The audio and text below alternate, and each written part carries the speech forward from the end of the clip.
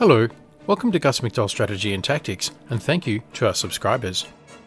In this series, we play through the 16 operations of the German Grand Campaign in Close Combat 3, the Russian Front.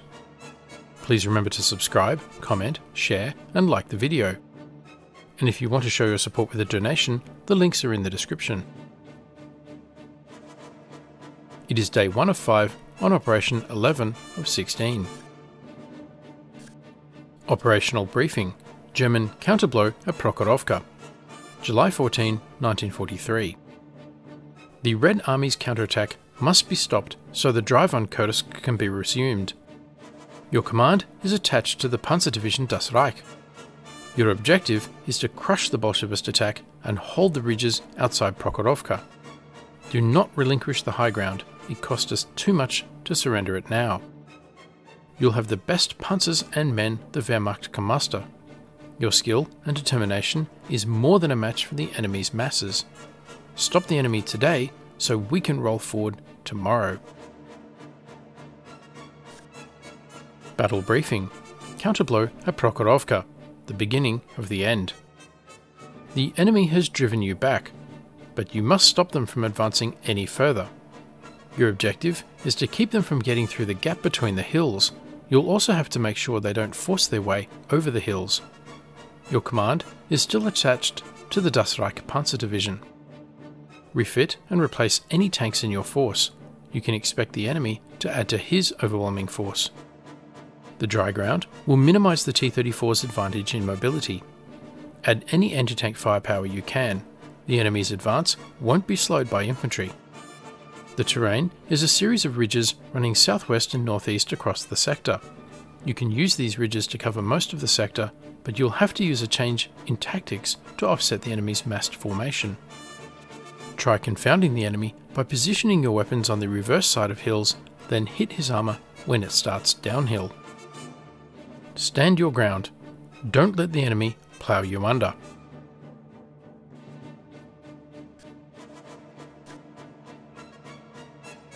We start the operation with the same forces from the last battle.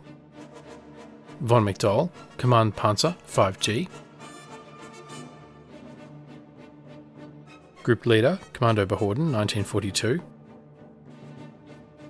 Heavy Infantry, Fallschirmjäger Sturmgrenadier 1942. Heavy Infantry, Sturmgrenadier 1942. Heavy Infantry, Sturmgrenadier 1942. Machine Gun Infantry, Maschinengewehr 42. Machine Gun Infantry, Maschinengewehr 42. Heavy Tank Destroyer Ferdinand Sonderkraftfahrzeug 184-1. Medium Tank Panzer V Panther D. Heavy Tank Panzer 6E Tiger 1. Armoured Car Puma Sonderkraftfahrzeug 234-2. Heavy Anti-Tank Gun 8.8cm Flak 36. Heavy Anti-Tank Gun 8.8cm Flak 36. Anti-Tank Carrier Sonderkraftfahrzeug 251-10. And Medium Mortar 8cm Granatwerfer. First things first, let's replace casualties. In the Kommando Behorden,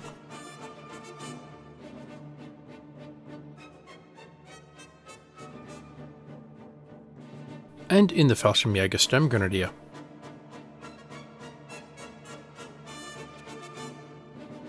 I still want to upgrade the Schützenpanzer or half-track to a Puma, but the force pool remains depleted. I could upgrade the machine gun infantry, but I won't because I specifically want MG42 crews.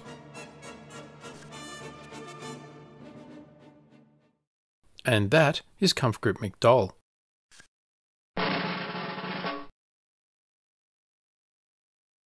At this point, I usually examine the terrain and develop a plan. But we were just on this map 2 episodes ago. The terrain has not changed since, and we're in essentially the same tactical position. So, I will not repeat the full terrain analysis, but if you're interested, it is available in episode 28. In summary though, I've marked 5 areas. Number 1, a low ridge to the northwest. Number 2, the low ground between the ridges. Number 3, Hill 230. Number 4, Hill 210. And Number 5, Hill 233 to the southeast. Each of the hills are key terrain, as they offer a marked advantage in controlling movement. Decisive terrain is Hill 233, which controls movement east to Prokhorovka. The natural avenue of approach is along the road, with infantry using the creek bed and cornfields to advance undetected. Hill 233 is likely to be key to the Russian defence. Their likely engagement area will be the bend in the road near the damaged wooden bridge. Either the Russians will place anti-tank guns and tanks on Hill 233, or place tanks on the reverse slope in hull-down positions, ready to advance from cover and attack when the moment is right. The guns and tanks could fire into the engagement area with a secondary task of contesting Hill 230. The Russians are also likely to use Hill 210 to the northeast for flank attacks on any advance down the road. Screening the tanks on the hills, infantry could take ambush positions in the cornfields. These positions could use the dry creek bed as an engagement area for advancing infantry. The infantry could be supported by a mortar firing from Collective Farm 29 into the creek bed. The briefing recommends a change in tactics to offset the enemy's massed formation and suggests positioning weapons on the reverse sides of hills. This is not a bad suggestion. After all, I've positioned the infantry on the reverse slopes. However, I was happy with my approach last time. So, the German design for battle will have two parts. First, the guns and tanks will win the firefight and dominate Hill 233 and Hill 210 with fire. I have moved the 8.8cm anti-tank guns from the northwest ridge down to Hill 230. From here, they will better cover Hill 233, Hill 210 and Collective Farm 29. The Germans could place the tanks on the reverse slope of Hill 230 and reveal them when necessary. But moving the tanks into position is a moment of vulnerability and weakness that the Russians could exploit with guns or tanks on Hill 233. So instead, the tanks will pre-position on Hill 230 and take the risk of an immediate tank-on-tank engagement. To reduce that risk, the Tiger and two Panthers and the Ferdinand will form a line on the high ground. But I have spread them out a little more compared to last time. False. Cross-extended high ground, which cannot be avoided, closely echeloned together so that the enemy can acquire you close together and destroy you individually. Correct. Cross the high ground in a line so that all vehicles are ready to engage an anti-tank gun or an artillery battery behind the crest. 14 July 1943. It has been 2 weeks since Operation Citadel began. The Kampfgruppe has seen some heavy fighting in Berezovka, Hill 233 and Prokhorovka Ridge, and lost some friends along the way. In between battles, the armies on both sides have been moving their armoured formations around like wary prize-fighters circling each other in the ring. The Kampfgruppe has spent the last few days on the open steppe. Grassland stretches as far as can be seen. But word has come down. The Russians are on the counteroffensive and have recaptured Prokhorovka Ridge, and the Kampfgruppe is to retake Hill 233. I have now moved my troops into position and will execute the plan in real time. Let me know in the comments below what you think of the various courses of action and if you've identified a viable alternative. And don't forget to like the video and subscribe for more great strategy and tactics content.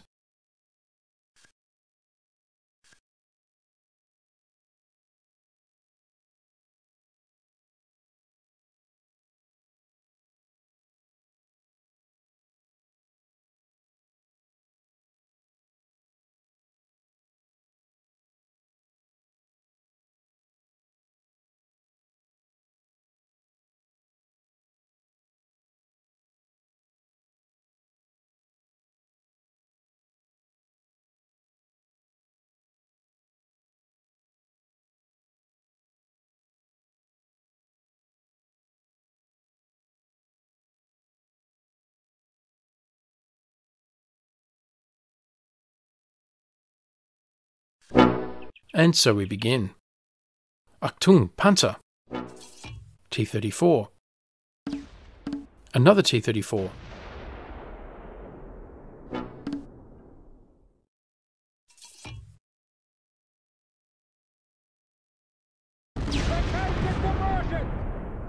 Hit and destroyed. The second T-34 is hiding behind Collective Farm 29.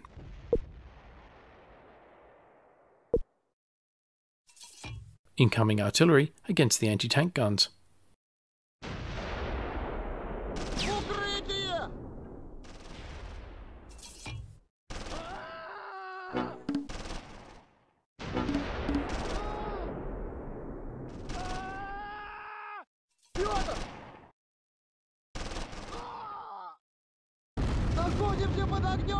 McDowell's Command Panther is attacking infantry in the cornfields outside Collective Farm 29. The T-34 appears from behind a building. The T-34 Flame is immobilized.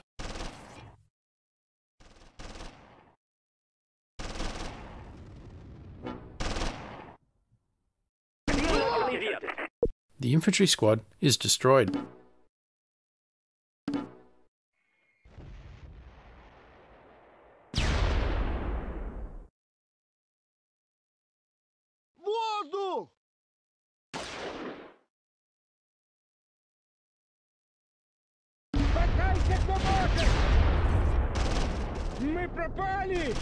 Hit and destroyed. The T-34 flame tank starts to burn and the crew bail out. Achtung, Panzer! KV. It has disappeared. Russian artillery continues to target the anti-tank guns. Von McDowell decides to hunt the artillery and flush out the KV.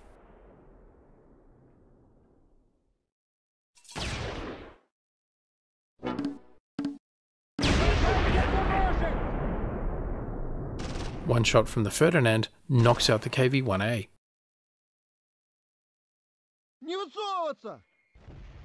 Von McDowell's Panther and the Tiger charge down the hill.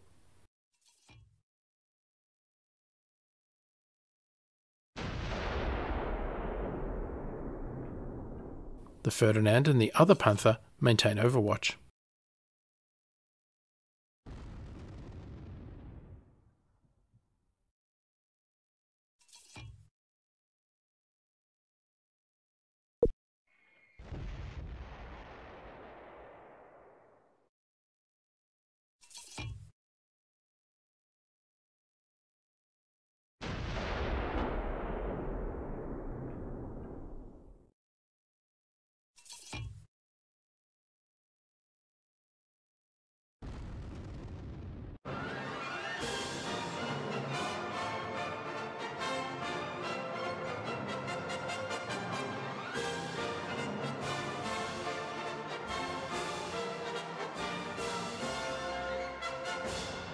Minor victory. The battle ended because the Russians fled the battlefield.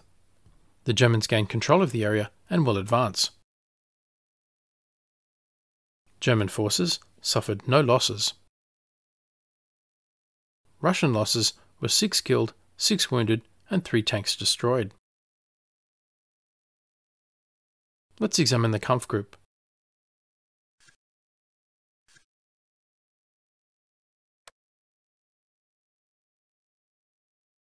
Obergefreiter Ulrich in the Ferdinand is awarded the War Merit Badge. By the way, the tank is actually a modified Tiger, but was named Ferdinand after its designer, Ferdinand Porsche. Yes, it's the world's slowest Porsche, and the most heavily armoured. Baumann has been promoted to Lieutenant and awarded his 3rd Iron Cross 2nd class.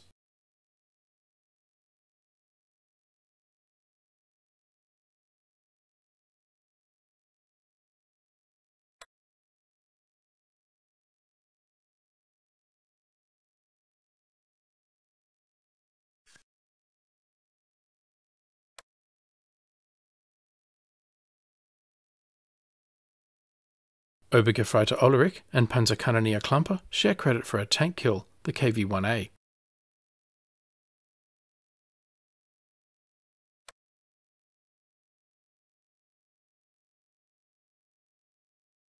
Lieutenant Baumann is credited with a T-34 kill and shares credit for the second T-34 kill with Oberkanonier Bullmann. The two anti-tank gun teams are competing for tank kills. Baumann's team with 16, Ohlmeyer's team with 15.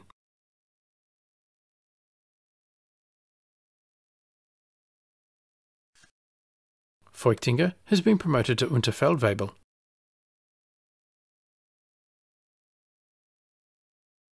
Improvements in morale, leadership and experience across the Kampfgruppe.